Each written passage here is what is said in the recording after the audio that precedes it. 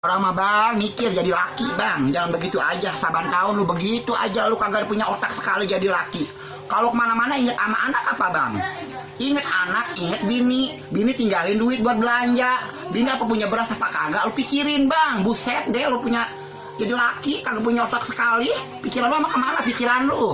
Kagak punya pikiran lu, kagak punya otak, lu jadi laki. Begitu. Enak banget lu. Ngayap mulu kerjaan lu begitu. Kerjaan lu kagak pernah ada di rumah. Ya kalau di rumah begitu kagak punya, gue punya duit apa kagak tuh bini. Anak udah jajan apa belum? Lalu jadi laki enak banget. Kerjaan lu luntang lantung. Malam lu begadang, siang lu tidur. Lu 2 hari lu kagak ada di rumah. Anak lu kagak pikirin noh. Satu juga anak lu kagak lu pikirin. Gua dek dewek, gua ngerjain semuanya. Dari rumah semuanya gua kerjain. Gua masak, gua ngurusin anak. Gua mikirin elu.